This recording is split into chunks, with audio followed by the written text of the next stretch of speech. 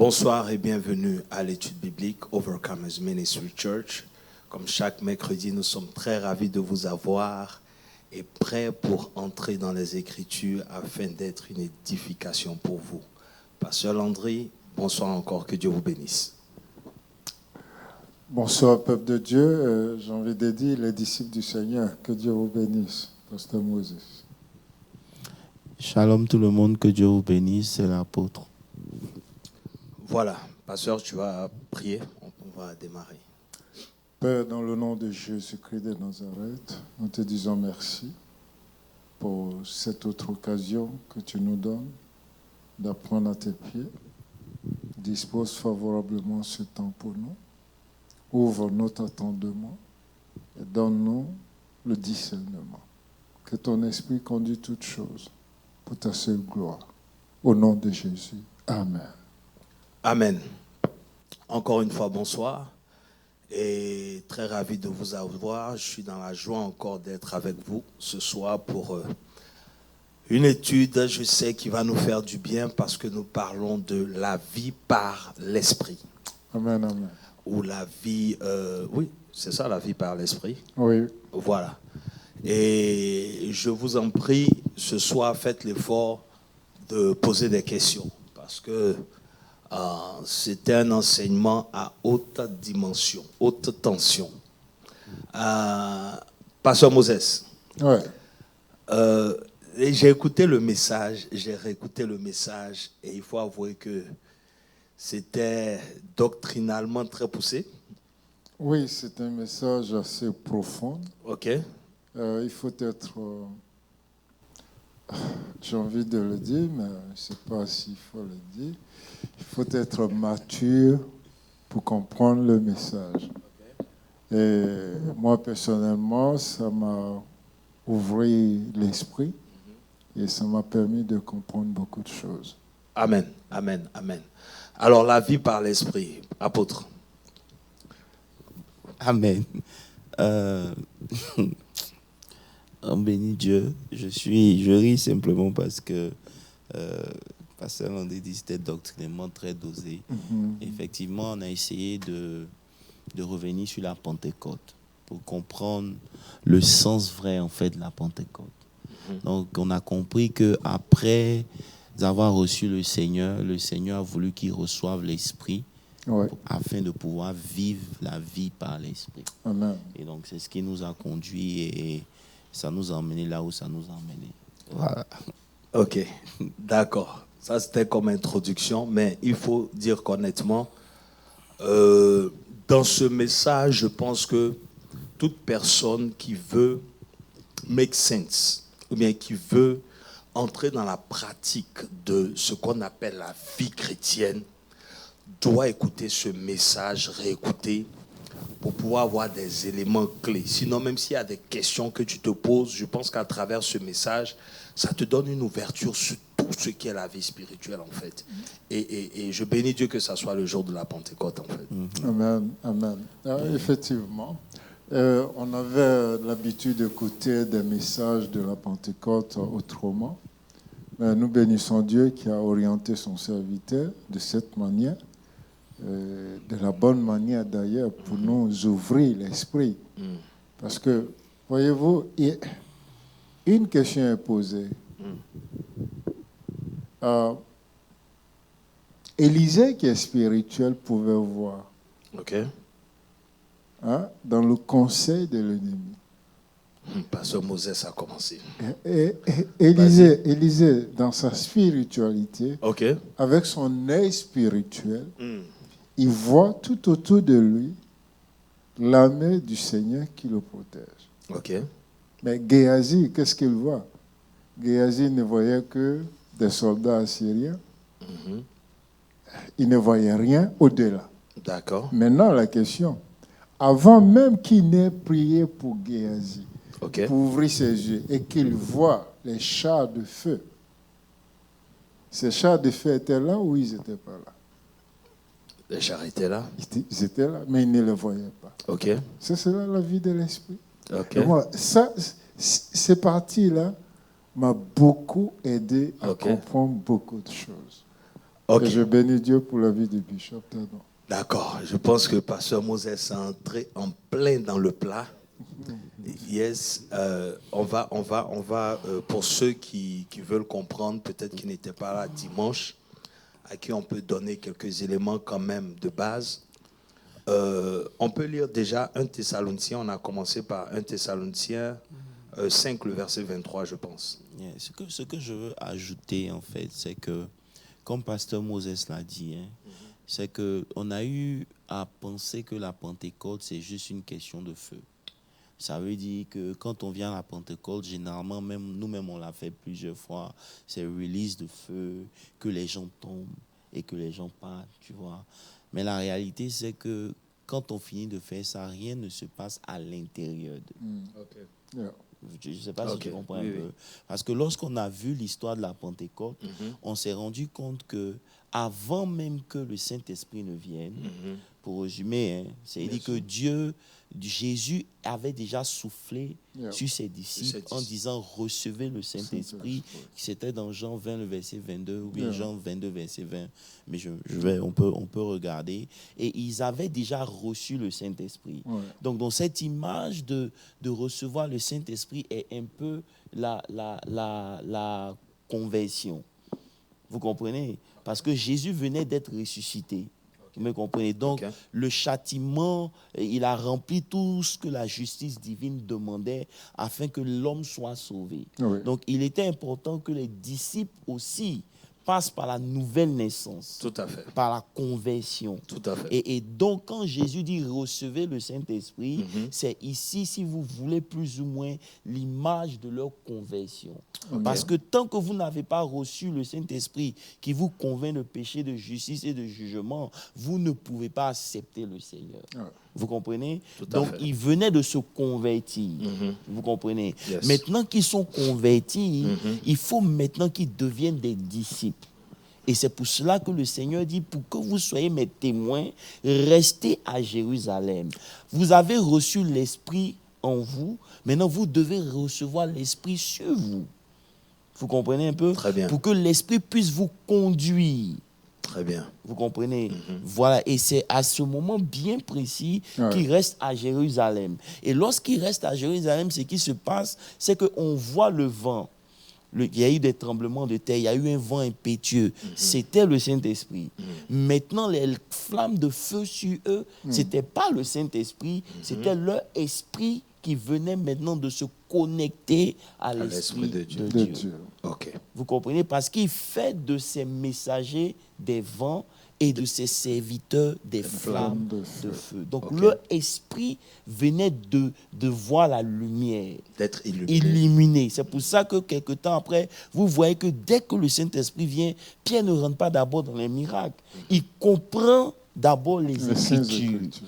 Et lorsque les gens disent « Oh, c'est des gens, ils sont ivres », il dit « Non, ce n'est pas une ivresse. Ce qui vient de se passer, c'est ce que Joël 2, 26 avait prophétisé. 28 avait prophétisé.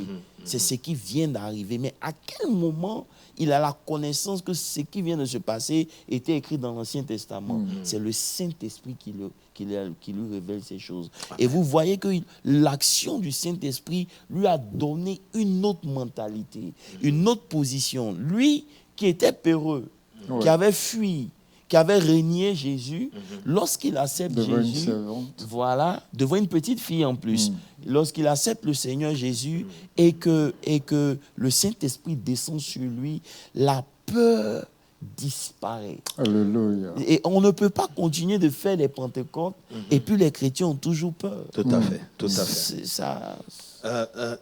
Apôtre, c'est tellement vrai parce que on se rappelle aussi que justement, ils ont été enseignés pendant 3 ans.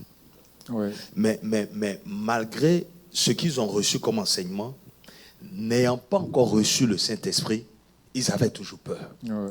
Donc, ils ne pouvaient pas être engagés. Ça, ils avaient les Écritures, je veux dire la lettre, mais j'ai envie de dire que ce n'était pas encore eux. C'était pas encore, le Saint-Esprit n'était pas encore venu pour attester, pour que maintenant ils puissent s'approprier ou même comprendre comme Pierre a compris. Tout à fait. Donc, effectivement, quand ils sont baptisés de l'Esprit maintenant, c'est un réveil en fait. Au fait, voici qui nous sommes en vérité. C'est pourquoi on parle de conversion. Parce que quand ils sont convertis, ils changent de nature. Ok. Là maintenant, ils démontrent la nature de Dieu par l'Esprit de Dieu qui les anime. Donc tout ce qui provient d'eux maintenant n'était plus charnel.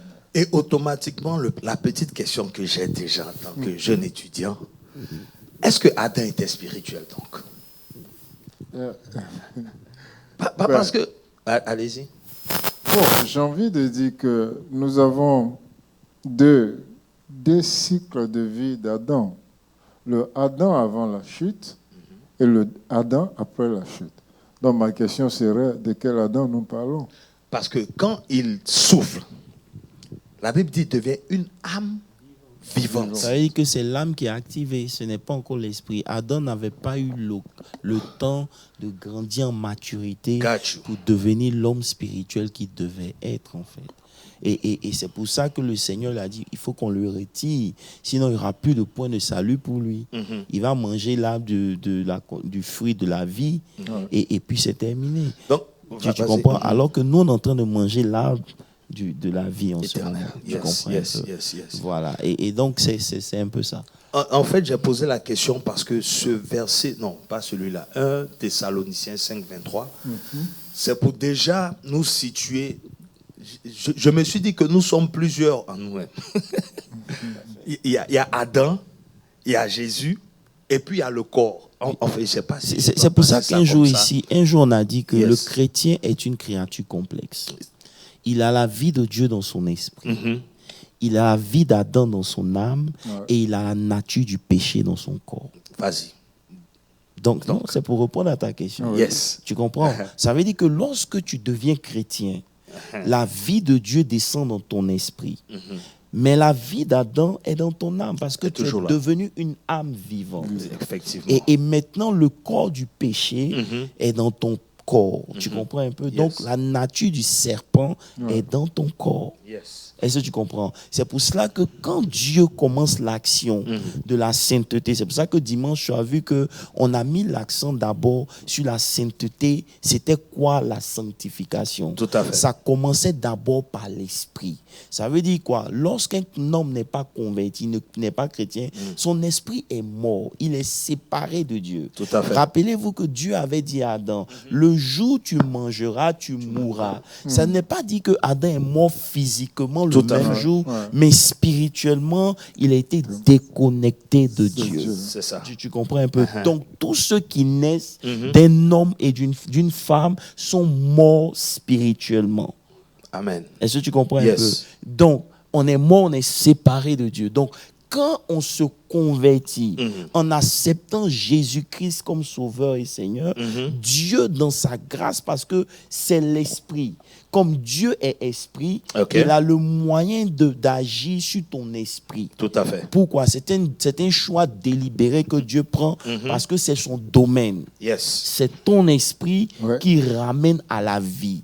C'est ce qu'on appelle la justification, ou la justification, c'est la sanctification de l'esprit. Est-ce que tu comprends un peu? Donc, séparé du péché. Tu es séparé du péché et tu vis maintenant du monde et tu es scellé pour Dieu. Il dit, n'attristez pas le Saint-Esprit avec lequel vous avez été scellés. C'est-à-dire que ton esprit est entouré par le Saint-Esprit de telle sorte que ton esprit ne peut pas pécher. Amen.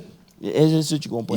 Donc, on est sauvé, c'est l'esprit seulement qui est sauvé. C'est pour ça que quand on a lu 1 Thessaloniciens 5, le verset 23, il dit que le Dieu de paix vous sanctifie lui-même. Ça veut dire que c'est une action que Dieu a commencée tout entier. Maintenant, il commence par définir le tout entier, c'est quoi? Il commence que votre être, l'esprit. Tu comprends? Donc, par la conversion, l'esprit est déjà touché. Maintenant, il doit descendre dans l'âme. Et après, le corps. Vous comprenez un peu? Donc, la sanctification de l'âme, c'est ce qu'on appelle la consécration. comprenez un peu? Très bien. Et puis maintenant, la sanctification du corps, c'est ce qu'on appelle le sacrifice. C'est pour ça qu'il dit, dans Romains 12, à partir du verset 1er, il dit, non, c'est limité seulement au verset 2, qui dit, soyez transformés par le renouvellement de l'intelligence. Mais ici, je vous exhorte donc, frères, par les compassions de Dieu, à offrir vos corps comme un sacrifice vivant et saint, agréable à Dieu. Ce serait de votre part un culte raisonnable. On reviendra dessus. Juste pour vous dire que ici, il s'agit de la sanctification du corps qui engage le sacrifice. C'est-à-dire, tu deviens un sacrifice vivant. Pendant que tu es vivant, tu sacrifies ta chair et ses désirs. Ça, c'est la sanctification que toi-même tu dois accomplir. Maintenant, il vient ici au verset 2, il parle maintenant du renouvellement de l'intelligence ici. Verset 2.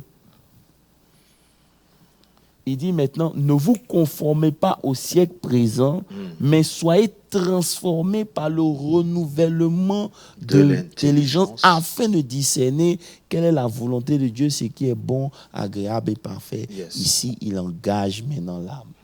Ok. Vous comprenez un peu, mais on aura le temps de revenir dessus. D'accord. Voilà. Donc, quand on dit que on reçoit l'Esprit de Dieu, pour que par notre esprit, on vive la vie de Dieu, pour que l'âme et le corps obéissent et tout. Tout à fait. Maintenant, le chrétien peut se dire, oh, bon, pas le chrétien, mais en fait, l'homme, c'est qui? C'est l'âme, c'est l'esprit, il a l'esprit, il a une âme. Ça veut dire quoi? Ça veut dire que lorsque vous étudiez, l'homme a été créé à l'image de Dieu. Yes. Déjà, si on parle de l'image de Dieu, on voit les trois entités.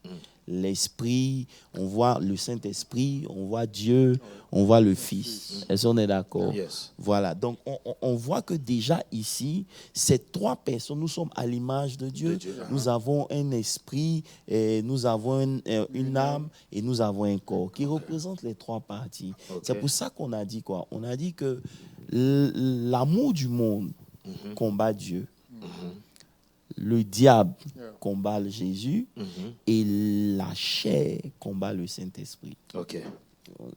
C'est dans la Bible, hein? Bien sûr. Voilà. Donc, vous voyez que déjà ici, il y a trois niveaux de combat. Vous prenez le tabernacle, vous allez voir aussi quelle image du temple. Tout à Et fait. nous sommes le temple du Saint-Esprit. Tout à fait. Donc, dans le temple aussi, il y a trois parties. Il y a le lieu saint, qui est notre esprit. Vous comprenez un peu? Le très Saint des saint, Saints. le saint des saints qui est notre esprit. Il y a le lieu saint qui est notre âme, qui doit être éclairé par la parole de Dieu, parce à que fait. là-bas, le niveau de la lumière diminue. Yes. Donc, et il y a la partie extérieure qui est le parvis. Ça veut dire que dans le parvis, c'est la journée, on est éclairé par le monde. Vous comprenez? On est éclairé par le monde, on voit, on est conduit par la lumière du jour. Yes. Mais lorsque vous rentrez dans le lieu saint, c'est le chandelier qui doit vous éclairer. Yes. Ça veut dire que votre âme doit être conduite par la parole de Dieu. Yes. Et dans le lieu très saint, Il y a les pains de proposition. voilà, et tout ça. Et dans le lieu très saint, il y avait, comment on appelle ça là-bas? L'âge. Voilà, tout ça. Donc, vous l'âge éternel. Donc, vous voyez la progression. Yes. Maintenant, lorsque le voile a été déchiré, Tout à fait. on ne commence plus par le parvis. On commence dans le lieu saint. Très Yes. saint. C'est-à-dire, Yes. on a accès au lieu très saint. Yes. Et c'est le lieu très saint qui doit maintenant sortir. Voilà. Ok, C'est ok. juste pour présenter un peu le flow pour dire que Tout à fait. c'est normal. Donc, quand Dieu crée l'homme, il le crée à son image. Ok. Vous comprenez un peu? Il lui donne un esprit. Il a déjà créé, il lui a donné l'esprit par lequel il veut communiquer avec lui. Donc c'est pour ça qu'il dit en vérité dans l'homme C'est l'esprit. C'est l'esprit. Oui. Donc on suppose que l'homme même c'est l'esprit. Oui, l'homme n'est pas un esprit. C'est là la nuance. Non, en fait, oui. ça, à ce Parce niveau. que quand Jésus est ressuscité et qu'ils ont eu peur, Jésus leur a dit, venez me toucher. Je ne suis pas un esprit. Est-ce que vous comprenez? Un esprit n'a pas de corps. Ça, c'est la Bible. Vous comprenez? L'homme a un esprit qui vient de Dieu. Il a une âme, il est maintenant dans un corps. Justement. Hey, est-ce que vous suivez? Non, c'est clair. Non, L'homme c'est- n'est pas esprit. Non, non, L'homme c'est- a un esprit. Il a une âme. Parce que c'est ton âme qui ira se présenter devant Dieu. Voilà. Quand l'esprit se retire, c'est ton âme qui se présente devant Dieu. Voilà. Tu comprends un peu? Parce Donc, que c'est l'âme qui est sauvée. c'est l'âme qui qu'on doit être sauve. sauvée, Ok. justement. Uh-huh. Et c'est l'âme, c'est la connexion entre l'esprit Et l'âme. et le corps qui a donné naissance à ta personnalité, à ton âme. Tu comprends un peu? Tu comprends un peu? Donc, l'homme a l'esprit. Quand Dieu va reprendre son esprit, c'est ton âme qui s'en va se présenter devant Dieu. Amen. Donc, le salut, comme tu as bien expliqué, consiste donc à ce que l'Esprit de Dieu utilise ton esprit pour sceller ton âme. Voilà. Ça veut dire quoi? L'Esprit de Dieu, lorsque tu donnes ta vie au Seigneur, il sanctifie d'abord ton esprit, qui est le moyen par lequel Dieu veut communiquer pour affecter ton âme. Parce que l'âme est devenue quelque chose d'indépendant. Elle ne dépend pas de Dieu. L'âme Tout a à sa fait. propre volonté. Alors que l'esprit, c'est Dieu qui nous l'a donné. Tout à Donc, fait. il a le droit de le sauver, de le faire comme il veut, parce que ça vient de lui. Maintenant, l'âme, elle est indépendante. C'est en cela maintenant qu'intervient la consécration. Ok. Tu comprends un peu? Ok. C'est un choix délibéré Tout à fait. que tu prends par rapport à ton âme. Ok. Est-ce que tu me suis? Ok. Voilà. Donc, Dieu passe par l'esprit qu'il a mis en toi pour communiquer sa vie. Parce que la vie éternelle, elle est dans ton esprit. Le jour où le Saint-Esprit est venu là, il est venu avec tout ça. Mais comme Dieu est saint, il ne peut pas t'imposer sa vie parce que toi, il t'a donné une volonté. Il t'a donné une personnalité. Tout Tu à comprends fait. un peu? Donc, il a besoin que toi-même tu choisisses. C'est là où intervient maintenant le ressort de l'âme. Amen. Amen. Bon, vous n'avez pas de questions. Moi, je vais continuer avec mes questions Vas-y. pour mieux comprendre. Et je sais que ça aide quelqu'un aussi à bien comprendre. Parce que si on ne comprend pas cette base-là très bien, on va toujours... on va aller dans tous les sens. C'est important. Alors, donc, l'âme sauvée. Maintenant, dans la Bible, on nous parle, d'après Galates 5, de la marche par l'esprit ou bien de la marche par la chair. Voilà. N'est-ce pas? Et dimanche, je n'ai pas eu le temps, mais j'ai essayé de brosser ça. Vous devez Justement. comprendre que lorsque Jésus vient, il est mort à la croix, il a payé le prix pour nous sauver du péché et de ses conséquences. C'est pour ça qu'il dit mort, où est ton aiguillon? Parce que le salaire du péché, c'était la mort. Tout à fait. Vous comprenez un peu? Yes. Donc, Romains le 6, péché verset 23. avait des conséquences, il avait un salaire. C'est ce que Jésus a accompli quand il a donné sa vie à la croix. Tout à Donc, fait. lorsque tu deviens chrétien, tu es libéré de la conséquence du péché et de la mort. Tu es libéré de ça. C'est ça. Mais tu n'es pas encore libéré de la puissance du péché. C'est ça. Tu peux être toujours sous le pouvoir du péché. Justement, c'est pour ça que vous pouvez voir un chrétien converti, mais qui tombe dans le péché. Tout à Ça fait. veut dire qu'il est sauvé, son esprit est sanctifié, mais son âme est encore sous l'influence de la puissance du péché. Tu comprends? Parce que ce qui nous sauve de la puissance du péché, c'est la consécration. Amen. Amen. Amen, amen. Pasteur Moses, Oui. tu veux pas intervenir? Non, ce que le bishop vient de dire est clairement expliqué dans Romains 6. Ok. Hein, dans Romains 6 et Romains 7, nous voyons que le chrétien, bien vrai qu'il soit sauvé, hein, il arrive toujours qu'il tombe dans le péché. Ok. Et c'est pour cela que Paul a émis ces cris de détresse. Je crois bien en Romains 7, 19, en disant « Qui me sauvera de ce corps de péché ?» Tout à fait. Donc, comme il est dit, la vie de Dieu dans notre esprit, la vie adamique dans l'âme, hein, et la nature des péchés est toujours collée à notre chair. Donc, la combinaison du désir de l'âme Et le corps, c'est ça, marcher par la chair. Ça veut dire que la chair dont on parle, ce n'est pas ton physique. Tout à fait. La chair, quand la Bible dit ne marchez pas selon la chair, ce n'est pas ton corps. C'est la combinaison de ton âme et de ton corps physique. Ça veut dire que cette combinaison des deux-là, ils se mettent ensemble pour lutter contre l'esprit. C'est ça. Mais je veux revenir sur quelque chose dont on a parlé. La Bible dit dans Colossiens 2, le verset 14, que Jésus a accompli deux choses. La première des choses, c'est qu'il a effacé l'acte dont les ordonnances nous condamnaient et qui subsistait contre nous. Il a détruit en le clouant à la croix. Yes. C'est de ça que je parlais, pour dire que l'acte dont les ordonnances nous condamnaient Et qui subsistait contre nous ont été effacés. Vous comprenez un peu? Ça veut dire qu'aujourd'hui, il n'y a plus de condamnation Tout à fait. pour ceux qui sont en Christ. Tu comprends? Maintenant, il ne s'est pas arrêté là. La Bible dit au verset 15, il a dépouillé maintenant les dominations et les autorités en les livrant publiquement en spectacle, en triomphant d'elles sur la croix. C'est la deuxième des choses que Jésus a fait. Ça veut dire qu'il nous a libérés de l'acte dont les ordonnances nous condamnaient.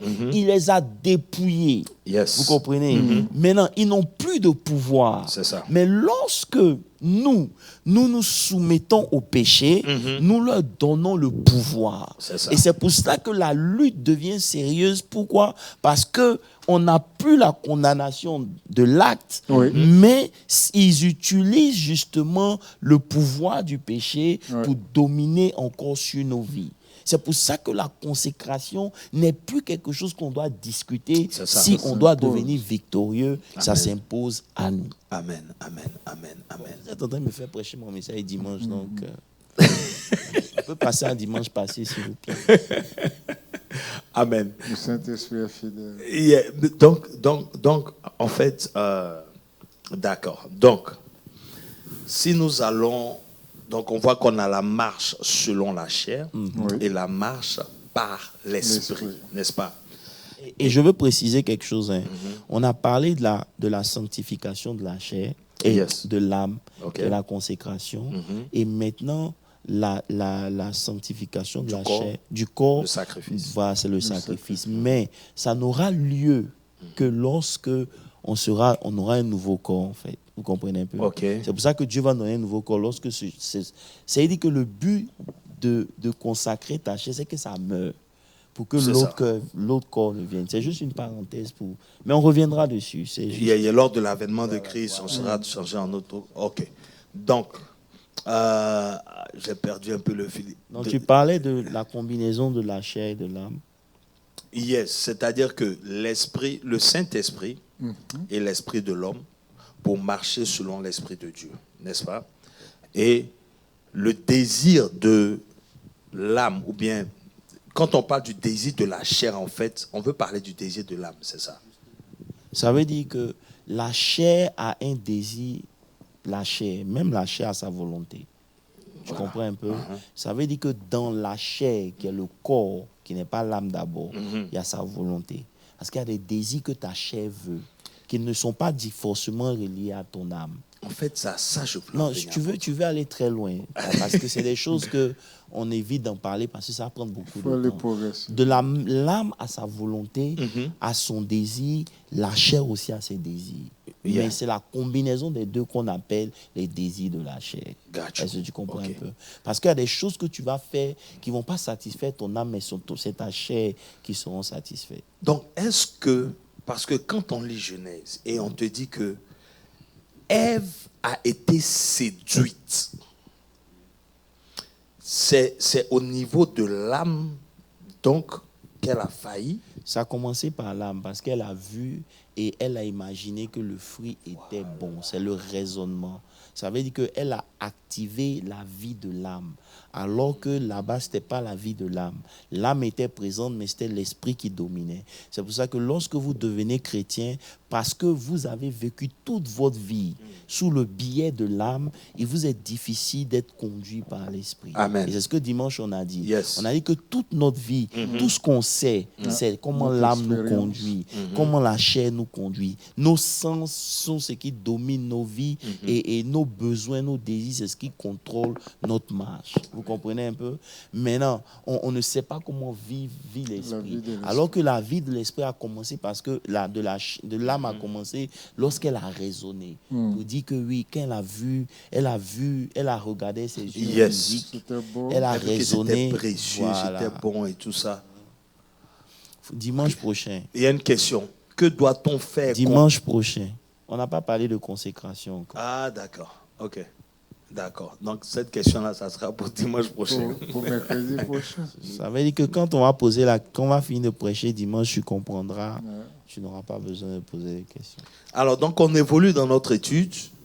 En fait, dimanche, il y a eu tellement de points essentiels. C'est pour ça que moi, déjà, je pose des questions qui reviennent souvent. Vous savez, les chrétiens, il faut sincèrement toujours ramener ou rappeler certaines choses. Mais Comme la on vient de dire. répétition est pédagogique. Oui, mais comme on vient de dire, vous voyez, on vient de dire on vient de dire certaines choses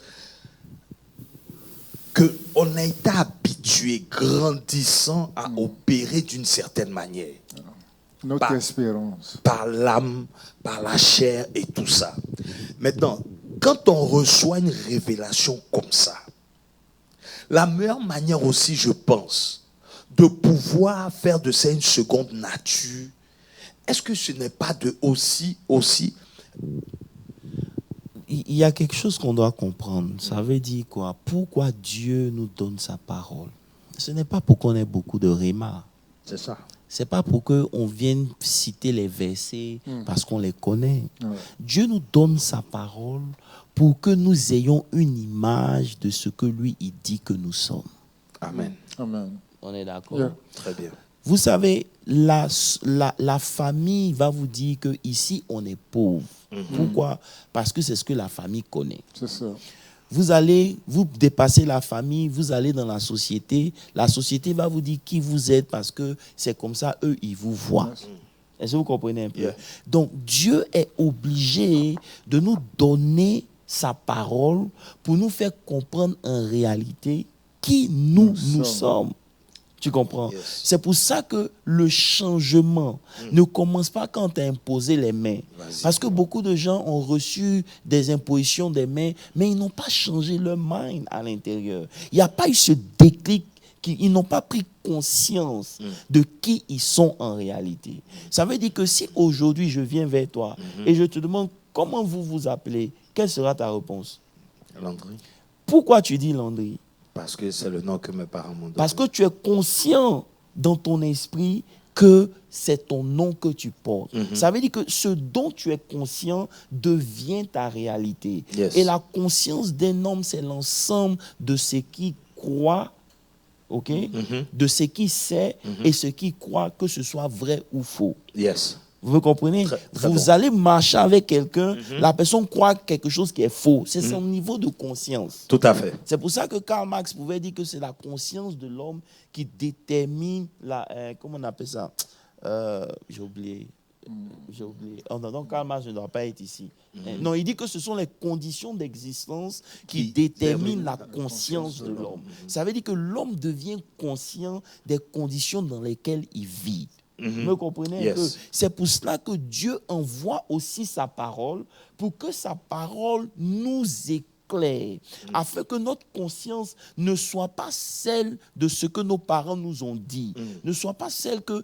Parce que la vérité, c'est quoi? C'est-à-dire que quand Dieu nous donne sa parole, il nous fait comprendre d'abord que c'est vrai, nous sommes nés d'un homme et d'une femme, mais nous appartenons à une famille qui est plus grande. Amen. Amen. Vous Yes. comprenez un peu? Yes. C'est pour ça que Dieu n'a pas de mal à ce que tu naisses dans n'importe quelle famille. Parce que peu importe la famille dans laquelle tu es né, si tu arrives à comprendre qui tu es en réalité, Yes. tu comprendras que dans cette famille, tu as une mission à accomplir. Ce ne sont pas tes origines. Ce ne sont pas tes origines, parce Come on. que tes origines sont spirituelles. Amen. Donc Dieu nous envoie en mission. C'est ce que la Bible nous dit. On est là pour servir pour un purpose. Yeah. Vous comprenez un peu? Donc peu importe où moi je suis né, pour Dieu, ce n'est pas un problème. Un problème. Parce qu'en réalité, ce que moi je suis est différent de la famille. Est-ce que monsieur? Mais lorsque vous ne comprenez pas ça, vous allez vous identifier à cette famille-là. Yes. On prend le cas de Gédéon. Ok? Quand l'ange vient vers Gédéon, qu'est-ce qu'il dit? Vaillant héros. Maintenant, quelle est la réponse de Gédéon? Je suis le plus petit. Vous comprenez? Ça la veut plus dire que, petite ça veut famille. dire que dans la conscience de Gédéon, Dieu ne peut pas l'utiliser Yes. tant qu'il n'est pas conscient de qui Dieu dit qu'il est. Come on. Vous comprenez un Très peu? bien. Et le problème que nous avons à l'église, c'est que nous continuons de marcher avec Dieu Yes. sans prêter attention à ce que Dieu dit de nous. C'est ça. C'est pour ça qu'on a vu dans Hébreux 4 qui disait que, c'était Hébreux Ouais, 4, non, 4, verset 12, qui disait que car la parole de Dieu est comme une épée, elle est vivante et efficace d'abord. Il dit la parole de Dieu est vivante et efficace, plus tranchante qu'une épée quelconque à double tranchant, pénétrant jusqu'à partager l'âme et l'esprit. Ça veut dire que peu importe ce que ton âme a emmagasiné, lorsque la parole de Dieu vient se mettre au milieu, elle fait la part des choses. Pour dire, hey, c'est vrai, tu es né ici, mais voilà ce que moi je dis que tu es. Donc, ton identité ne commence pas lorsque tu as des diplômes. Elle commence par le niveau de conscience que tu as obtenu dans le spirituel. C'est que si jusqu'ici tu t'identifies par tes diplômes, c'est que tu ne sais pas qui tu es. Non, en fait, apôtre, je réfléchis parce que finalement, je comprends pourquoi Dieu dit à Josué, médite jour et nuit. Yeah. Yeah, parce que ce que tu viens de dire, en fait, c'est ça. Et même quand tu prends ce que Karl Marx a dit, les conditions de vie, ça veut dire que maintenant, tu dois te mettre dans des conditions de... C'est pour cela que lorsque Dieu te donne sa parole a un but précis, c'est de créer une image. Est-ce que tu comprends un peu? Cette image-là, c'est elle qui doit te motiver à vivre. Amen. Je ne sais pas si vous comprenez un peu. Si. Maintenant, il dit quelque chose. Et là c'est très avancé. Vas-y. Mais je vais juste bosser. Il dit, lorsque vous demandez quelque chose, croyez que vous l'avez reçu Yes. et vous verrez la chose s'accomplir. S'accomplir.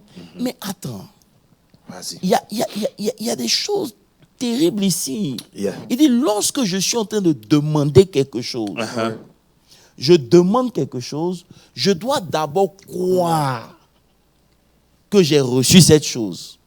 Et je verrai la chose s'accomplir. Ça veut dire que lorsque je crois, je disais hier à des frères, on était en train de dîner, et puis je leur disais, lorsque tu gagnes, par exemple, disons qu'on t'a fait un chèque de 1 million de dollars aujourd'hui. Quand tu vas dormir là, est-ce que c'est le même dormir là que tu vas faire quand tu n'avais pas les 1 million? C'est pas possible. Pourquoi? Qu'est-ce qui a changé? C'est-à-dire que tu es conscient que tu viens d'avoir 1 million. Donc, tes conditions changent. C'est-à-dire qu'il y a un switch dans ta conscience qui fait que ta manière de dormir, c'est de dormir d'un gars de 1 million. Maintenant, Dieu dit que si tu me demandes quelque chose, là, tu dois d'abord atteindre ce niveau où toi-même tu vis d'abord la chose afin que la chose s'accomplisse. Donc, lorsque tu pries et que tu demandes quelque chose à Dieu et que tu ne vis pas d'abord cette chose comme l'ayant reçue, tu perds ton temps. Bon. Et le dimanche, j'ai envie de prendre ce témoignage. Quand j'ai relu mes notes, arrivé à ce niveau, j'ai compris pourquoi cette femme qui perdait du sang a eu sa guérison. Parce que elle a créé l'image dans son esprit. avant maintenant de poser l'acte. Et le résultat, c'est quoi? Ce qu'elle a reçu, c'est qu'elle pensait. Ça m'a travaillé. En fait, c'est ça. C'est ça le domaine de la foi. Ça veut dire que par ta disposition, la disposition que tu prends, tu attires ce que tu crois à manifestation. Si jamais, quand tu vas quitter ici, Pasteur Landry, est-ce que tu as besoin de réfléchir pour voir si ta maison est toujours là? Ta maison est là. Donc, Elle t'attend. Juste pour dire quoi? Parce que ta conscience est convaincue que cette maison-là est là-bas, tu n'as pas à douter. Donc le vrai problème, c'est qu'en tant qu'enfant de Dieu, il y a un renouvellement de notre conscience qui doit être fait. Et la conscience se trouve dans l'esprit de l'homme. Tu comprends un peu? Donc, il y a un niveau de conscience que l'homme doit avoir sur son identité. C'est très important pour que Dieu t'utilise. Donc, quand la parole de Dieu vient, elle vient parce que justement, tu ne sais pas d'où tu viens, tu ne sais pas qui tu es, tu ne sais pas ce qui se passe dans ta vie. Donc, au moyen de la parole, Dieu maintenant vient séparer ce que les gens ont pu dire, au travers les histoires que tu lis. C'est pour ça que quand vous lisez la Bible, vous ne voyez pas une Bible qui est remplie des gens qui ont réussi, ils se sont levés le matin, ils n'ont jamais fait d'échec. Non. Pourquoi Dieu permet qu'on voie des échecs dans la Bible? C'est pour nous faire comprendre que même quand ils ont échoué, l'échec n'était pas la finalité. Juste pour te dire à toi qui as échoué que, écoute, tu peux avoir échoué, mais ce que moi j'ai pour toi là, c'est ce que je veux que tu regardes. Vous comprenez un peu? Très bien. Mais lorsque la parole de Dieu ne peut pas trouver un appui dans ton esprit ou dans ta vie personnelle, il te sera difficile de marcher avec Dieu. Et ça fait qu'aujourd'hui, on est obligé maintenant de remettre tout sur les prophètes, de remettre tout sur Dieu. Si Dieu veut faire, il va faire. Non, Dieu a donné tout ce qui contribue pour ta paix. Amen, amen. C'est la Bible qui le dit. Il nous a bénis de toutes bénédictions.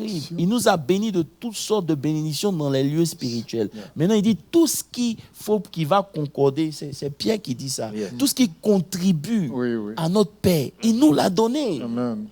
Il ne va pas venir te donner ça. C'est pour ça que lorsque tu pries, comment Dieu vient? C'est Dieu qui apparaît dans ta chambre? Non, il commence d'abord par envoyer sa parole. Amen. Sa parole est le premier messager. C'est ça. Qui vient te dire, hey, pour ce que tu as demandé là, ça existe. Vous me comprenez un peu? Vous savez, souvent, on a peur de dire un certain nombre de choses. Écoutez-moi très bien. On a peur de dire un certain nombre de choses. Pourquoi? Parce qu'on se dit que, si on dit, l'ennemi peut nous attaquer. Bon, je vais refaire ça pour ceux qui sont là, pour qui m'écoutent. Tu finis de déclarer que toi, tu es la solution pour ta famille. OK? Quand tu fais cette déclaration, tu vas voir que souvent après, l'ennemi commence à t'attaquer. Oui. Pourquoi? Parce qu'il sait, si tu maintiens cette confession, tout à fait, tu vas dégager une certaine puissance. Oui. C'est pour ça qu'il n'a pas de problème à ce que les autres disent que tu es la solution. Il n'a pas de problème à ce que toi-même tu dises des autres qui sont la solution. Mais il ne veut pas que toi-même tu prends conscience que tu es la solution. Parce qu'il sait que Dieu ne va pas passer par les autres pour faire de toi une solution. Tu es toi-même la solution. C'est quand ton esprit prend conscience que tu es la solution, qu'il y a une certaine énergie qui se dégage. Donc, qu'est-ce qu'il fait? Il va emmener les coups. C'est comme un jour, j'ai fini un programme, prêché, tout et tout. Je suis rentré, j'ai été attaqué. C'est-à-dire que c'est comme si mon corps, j'ai senti un coup dans mon corps. C'est-à-dire quand il a fait ça, c'était pour moi, tu n'as pas parlé de guérison. Tu comprends un peu? Juste pour m'emmener à douter. Tout à fait. Mais sur le champ, il y a une parole qui est venue dans mon esprit qui dit, Alléluia. on ne tombe pas malade. Au nom de Jésus. Amen. C'est-à-dire, je sens la douleur dans mon corps, mais dans mon esprit, je ne peux pas tomber malade. Tu as dit quelque chose. Je sens la douleur. Tu vois un peu? Donc ça, c'est au niveau corps, émotion. Mais tu as maintenu la confession de l'esprit. Et c'est de ça que je veux parler en fait, apôtre. Ça veut dire que tu ce n'est pas que je le dis parce que Ce n'est pas de l'orgueil. Yes. Mais quand tu lis par exemple Ésaïe 33, le verset 24 à la fin, il dit à Sion, personne ne dira qu'il est malade. Non, personne. Donc, lorsque moi je dis que je suis malade, le diable attend que je lui donne le droit pour venir confirmer sur cette douleur que j'ai. Je refuse. Amen. Tu comprends un peu? Yes. Donc, la douleur est dans mon corps, mais le combat commence dans ma tête. Yes. C'est tout. Mais les chrétiens, qu'est-ce qu'ils font? Ils font des confessions aujourd'hui. Lorsque ça devient dur, ils prennent la position de la dureté. Et il y en a même qui vont jusqu'à dire ma maladie. Mais justement, c'est l'approprié. Justement, alors que par ces meurtrissures, nous avons été guéris. C'est vrai, on peut toujours mourir de quelque chose, mais je ne mourrai pas tant que je n'ai pas fait ce pourquoi je suis venu. Point. Donc souvent tu es là comme ça, puis l'ennemi, il y a un accident qui a venu, j'ai dit à haute voix que l'accident ne peut pas faire partie de mon héritage. Je refuse. C'est une disposition que tu prends. Et cette disposition, cette conscience du fait qu'un accident ne peut pas t'arriver fera que même si un accident doit arriver, Dieu va mettre sa main pour te faire sortir. Amen. Amen. C'est ça. Amen. Amen. Mais on accepte les choses de façon inconsciente. Pendant qu'on est en train de servir Dieu, on accepte des choses que Dieu n'a pas dit. Donc il y a une cacophonie spirituelle dans nos vies et on ne comprend pas, on finit par être frustré pour dire affaire de Dieu, ça ne marche pas. C'est pour ça qu'il dit quand tu es jeune là, prends plaisir à ces choses. Rachète le temps, essaie de comprendre comment ça fonctionne. Sinon demain ça va te dépasser. C'est ça. Et aujourd'hui beaucoup de gens sont dépassés. Vous comprenez un peu? C'est-à-dire que tu ne tombes pas malade. Ça ne veut pas dire qu'il ne peut pas avoir un flou. Mais maladie aussi paralysée. Je peux comme pas. tu passes. Au nom de Jésus. Au nom de Jésus. Si tu veux là, il faut dire c'est l'orgueil, c'est pas grave. Non, même, ça vient, ça passe. Et pasteur Moses, et même si même il arrivait, il y a un autre verset qui dit le malheur atteint souvent le juste, mais l'Éternel en délivre toujours. Donc, il va m'en délivrer. Amen. Donc, pendant que j'attends ma délivrance, je bénis le nom de Dieu. C'est tout. Mais quand tu acceptes, oui, je suis malade, Seigneur, tu ne fais que confirmer. C'est-à-dire qu'à ce niveau-là, déjà, tu as déjà abandonné. Ta prière ne sert à rien. Parce qu'il dit, lorsque vous... Ok, on peut aller plus loin. Oui, bien sûr. Il dit, rien n'est impossible à celui qui croit. Maintenant, il dit, aux hommes, cela est impossible. Mais à Dieu, tout est possible. Donc, celui qui croit, et puis Dieu, il devient combien? Il devient Dieu. D'accord. Donc, quand Dieu dit, c'est votre parole qui a dit, il vous a fait de peu inférieur, il vous appelle Dieu. Pourquoi quand il dit, je suis Dieu, vous vous plaignez? Bon, on va laisser ce côté-là. Non, pose ta en question. fait, ce n'est pas une question, mais je veux dire, ce niveau de conscience-là, on l'atteint, je ne veux pas dire on l'atteint comment, mais je veux dire que quand je lis, je vois que la culture juive, on les a trainés depuis tout petit à ne jamais dire certaines choses et à toujours répéter certaines choses. Donc, nous n'ayons pas cette culture-là et que maintenant nous nous trouvons dans la chrétienté comme ça. Quel est l'exercice qu'on peut avoir ou bien les conditions dans lesquelles nous pouvons nous mettre pour quand même arriver à un certain niveau jusqu'à ce que... Parce que je comprends même pourquoi nous, c'est important qu'on prie beaucoup en langue apôtre. Parce que je pense qu'il ne faut pas se précipiter pour déclarer des choses. Tant que dans ta conscience ou... Voilà 2 Corinthiens 4, le verset 13 dit. 2 Corinthiens 4, le verset 13. 2 Corinthiens 4, verset 13. Il dit, et comme nous avons le même esprit de foi qui est exprimé dans cette parole de l'Écriture, j'ai cru d'abord, c'est pourquoi j'ai parlé. Maintenant, regarde, il dit, nous aussi, nous croyons. Et c'est pour cela que nous parlons. Donc, lorsque tu parles sans avoir cru, c'est de la comédie spirituelle. Tu comprends? Maintenant, comment parvenir à cela? C'est une question de tous les jours. C'est pour ça que tu dois être conscient de ta vie spirituelle puisque tu es conscient de ta vie sociale. Ça, c'est notre réalité. C'est ça, c'est le prix à payer pour que tu deviennes cette personne que tu dois devenir. Si tous tes efforts dans ta journée, rien n'est fait pour faire de toi un homme spirituel, mais tout est fait pour que tu réussisses. Tu vas réussir dans le social, mais spirituellement, tu seras mort. Et ça va te rattraper. Yeah. Et c'est ce qu'il a dit. Il a dit, avant de confesser, il y a un ordre. Yes. Vous comprenez un peu? Yeah. Il dit, voici les signes qui accompagneront ceux qui auront cru. Ça veut dire que les signes ne viennent pas avant. Les signes ne sont qu'une conséquence logique de ce que tu crois. Je ne sais pas si vous comprenez un peu. bien. Voici les signes. Il dit donc, on a cru. C'est pour ça qu'on a parlé. Donc, lorsque tu n'es pas en train de croire, ça veut dire que, ton niveau de foi n'est pas là. Maintenant, comment tu fais pour avoir la foi? La foi vient de ce que tu entends. Ça veut dire que ton niveau de parole aussi est bas. Donc, qu'est-ce que tu fais? Tu vas dans la parole. C'est-à-dire que la parole est esprit. Souvent, lorsque vous voulez prier, rentrez dans votre chambre, prenez une histoire, enlevez David et mettez-vous. C'est ça. Commencez à visualiser si c'était vous, comment ça. C'est cette parole-là qui va venir. Quand j'ai entendu un homme de Dieu qui disait que lui, comment il a commencé par guérir les malades, il a lu les versets où Jésus, on prenait les pochettes qui touchaient le corps des apôtres, et puis maintenant on emmenait ça chez les gens. Il dit, il s'enfermait dans sa chambre, il revisualisait ce verset, il le connaissait par cœur, et au lieu des apôtres, il disait son nom.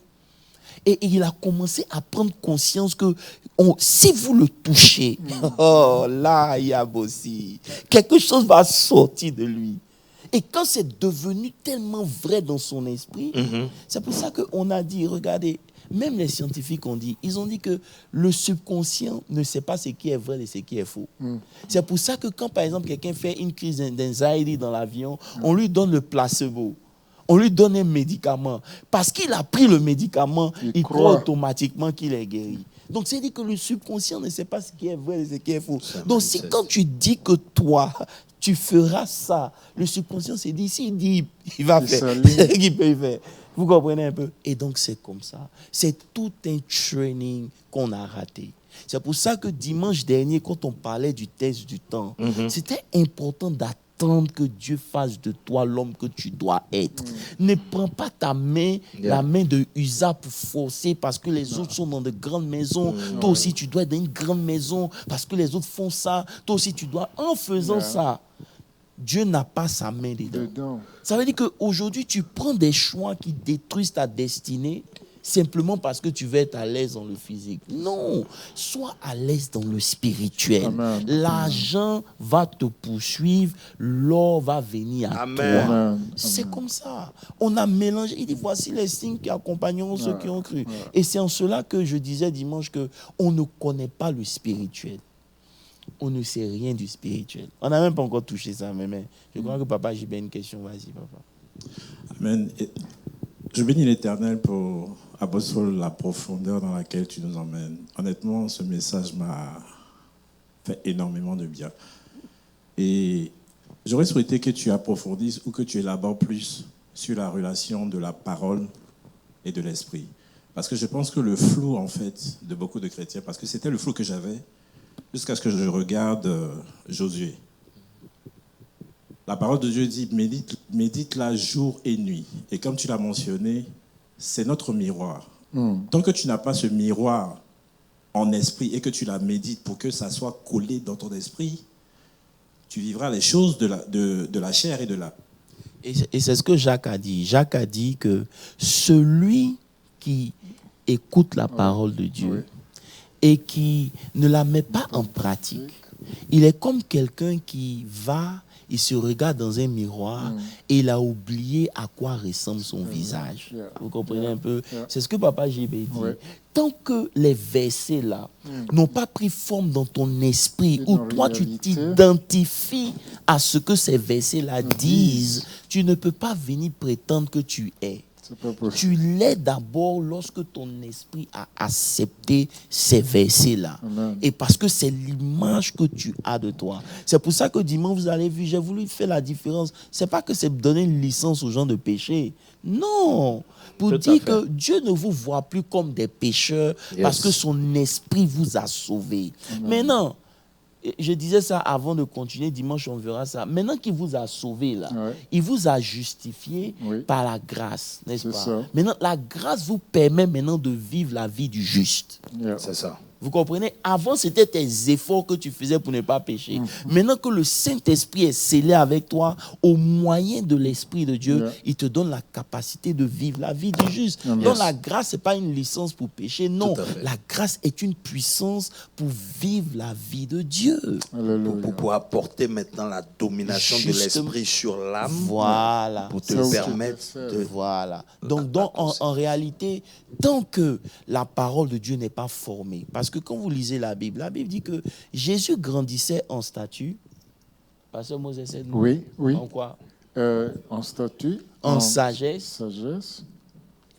Le statut et la sagesse, ça c'était quoi?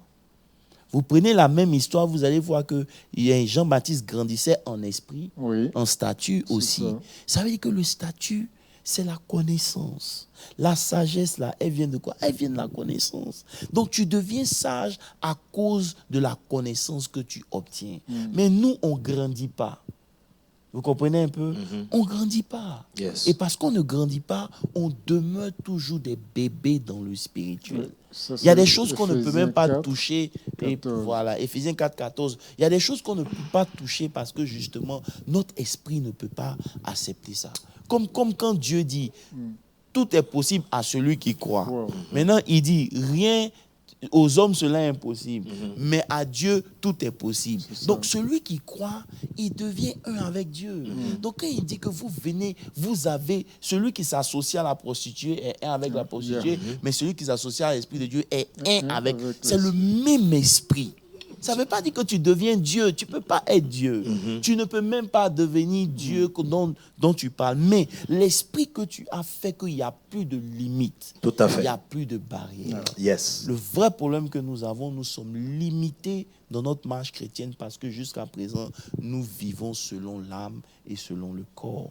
Ça veut dire que l'esprit n'a pas encore réussi à faire de nous ce que nous devons faire. Maintenant, dimanche, vous avez vu qu'on a essayé de brosser un peu comment on fonctionne avec l'esprit.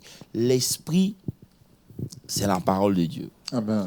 Dieu peut te faire grâce. Ne confondons pas vivre par l'esprit et puis prophétiser. Lorsque je prophétise, c'est soit l'esprit de Dieu Oui.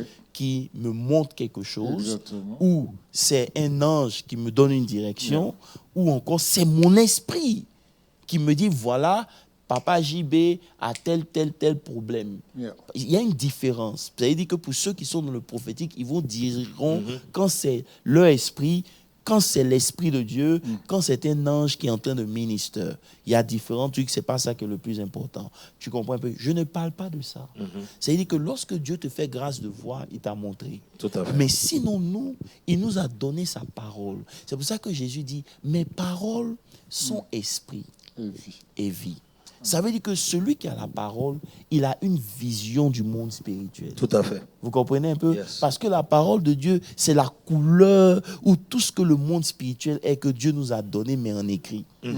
Vous Tout à comprenez? fait. Wow. Donc, celui qui lit la parole de Dieu et qui voit, il a vu le monde spirituel. Amen. Il a- Vous il a comprenez les un peu? codes. Voilà. Les Donc, codes, quand yes. Paul nous dit que Il est nous ne connecté. marchons pas selon la vue, mais nous marchons selon l'esprit, il ne parle pas du Saint-Esprit. Non. Selon la Il parle de parole. ce que ton esprit a emmagasiné de la parole et c'est ce qui te conduit.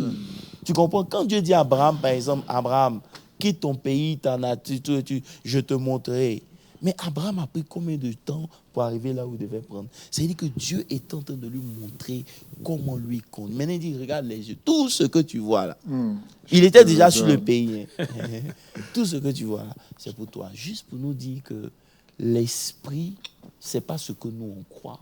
Quand Dieu dit, je te guéris, quand moi je prie maintenant pour quelqu'un, Oui. je ne prie plus pour Seigneur, guéris-le. Non. tu es guéri au nom de Jésus. Jésus. C'est tout. Pourquoi? Parce que j'ai vu que par ces meurtrissures, Oui. nous avons été guéris. Aucune maladie ne peut résister. Amen. Donc, ce n'est pas une question de mes forces. Parce que aussi longtemps où c'est moi qui vais faire pour que tu marches, ce n'est plus Dieu qui travaille. Yeah. Donc, moi, j'ai vu quoi? C'est la question qu'il faut se poser. Non, en fait, apôtre, tu as tout dit parce que quand c'est la conscience de l'esprit qui a un problème. Parce que quand tu sais que l'esprit ne peut pas pécher, ça veut dire automatiquement que l'esprit ne peut pas être malade, l'esprit ne peut pas être en défaut. Ça veut dire que l'esprit ne peut pas subir de corruption. Maintenant, je veux dire quelque chose. Quand on pêche là, c'est parce qu'on veut. C'est tout. Yeah. Ça veut dire que quand on pêche là, c'est parce qu'on veut pêcher. Yes. Ça veut dire qu'il faut qu'on soit tenté pour pécher. Tout à Parce fait. que si tu n'es pas tenté, tu ne pécheras pas parce que l'esprit ne peut pas pécher. Tout à fait. C'est la tentation qui fait que toi, tu décides de pécher. Donc, quand on veut pécher là, ne nous mentons pas. Hein. Tout à fait. Quand tu ne veux pas pécher, tu ne vas pas pécher. C'est ça. Si tu pêches, c'est parce que tu veux pécher. On se connaît. OK?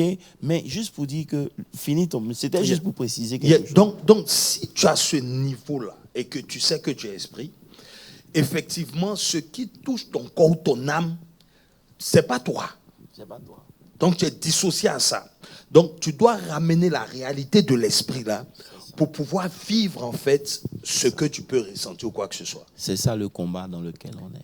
Mais ça, c'est pour les titans.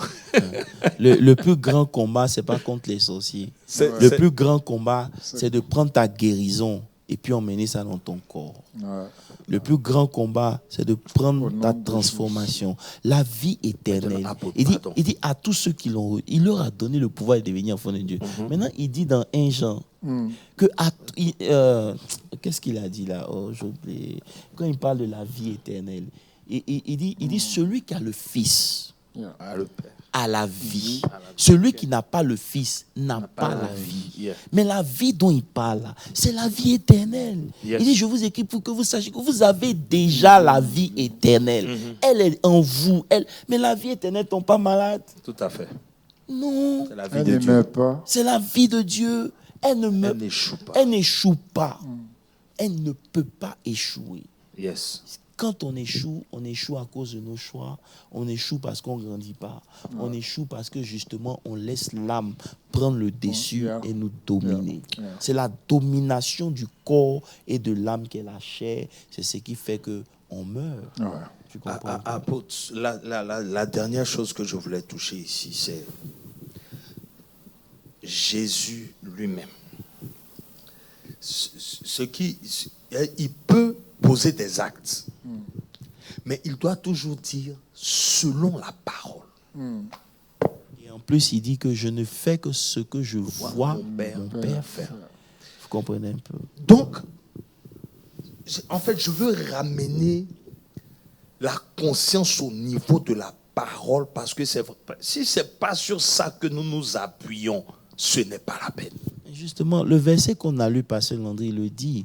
Il ne parle pas parce qu'il faut parler. C'est ce que je dis. C'est pas parce que je crois en quelque chose que ça va devenir forcément la chose. Je crois en quelque chose sur la base de ce que la parole de Dieu dit. Amen. Est-ce que tu comprends? Sinon, je peux croire que j'ai allé marier la femme de quelqu'un. J'ai dit, je crois que celle-là, c'est ma femme. Je believe là aussi, j'ai pris tous les jours. Dieu ne va jamais permettre que ça arrive. Pourquoi? Parce que c'est pas ce que la Bible dit.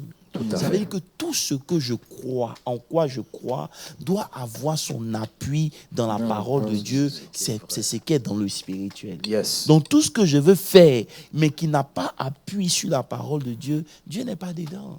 Ça veut dire que Dieu a exalté sa parole au-dessus de lui-même. Yes. Ça veut dire que la parole de Dieu est tout ce que Dieu peut faire. Amen. La parole de Dieu est tout ce que Dieu fait et la parole de Dieu est tout ce que Dieu ne fait pas. Amen.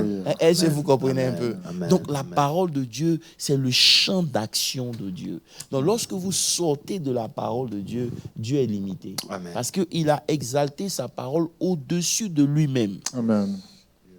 Amen. Gloire à Dieu. Vous comprenez un peu? Gloire à Dieu. Donc c'est En tout c'est cas. un peu ça. Vas-y, Non, j'ai rien à dire. bénis-nous. Non, on a fini. C'est la conscience. C'est ça. C'est comme tu as dit, il faut qu'on...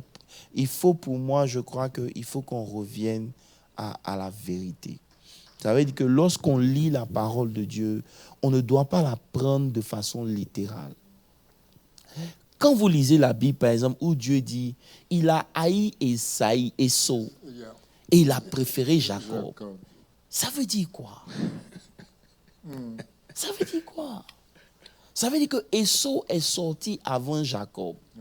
Ça veut dire que quand un homme naît, laisse tomber. Quand un homme doit naître, il a deux natures. Il a sa nature charnelle et il a sa nature spirituelle. Ce qui vient avant là, c'est le charnel. Toujours. Vous comprenez?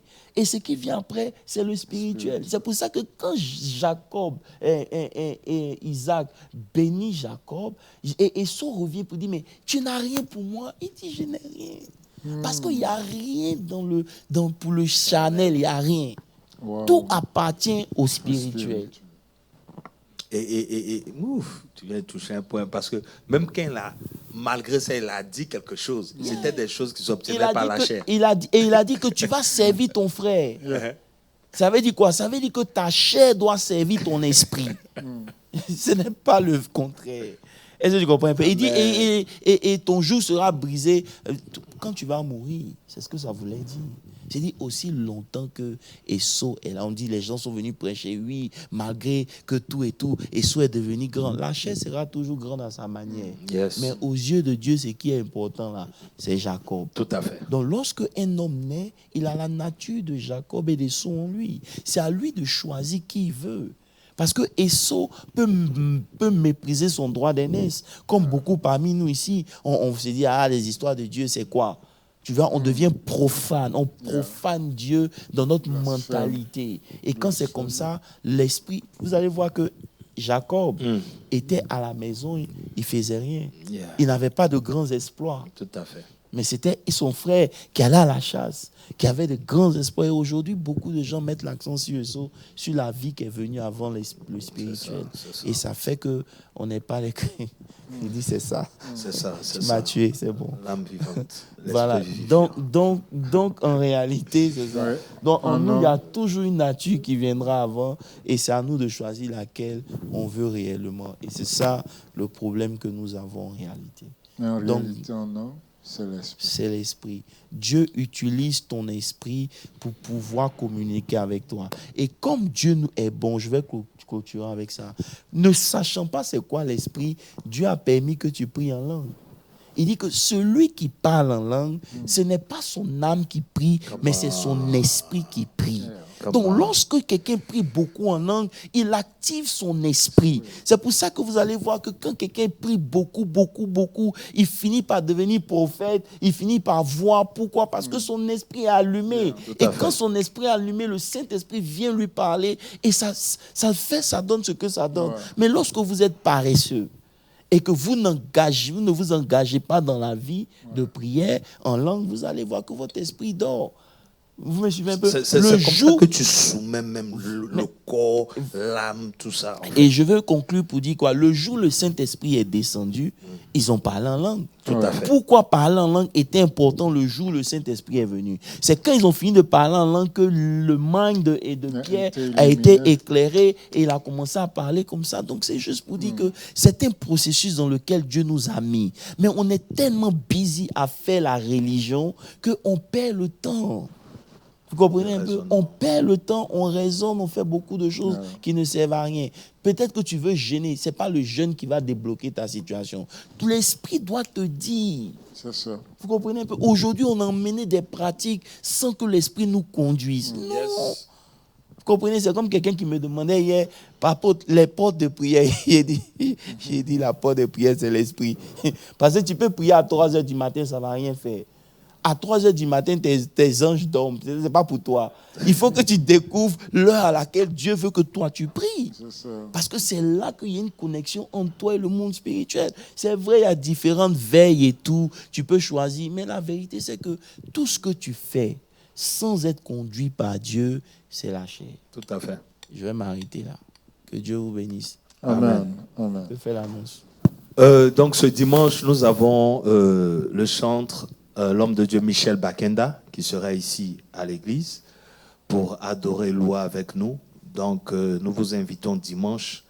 Un message poignant et nous allons démarrer le mois de juin avec une adoration, une louange profonde. Que Dieu vous bénisse. Donc, à dimanche. Soyez bénis. Vendredi pour la prière. Vendredi, prière, dimanche, culte. Que Dieu vous bénisse. Merci.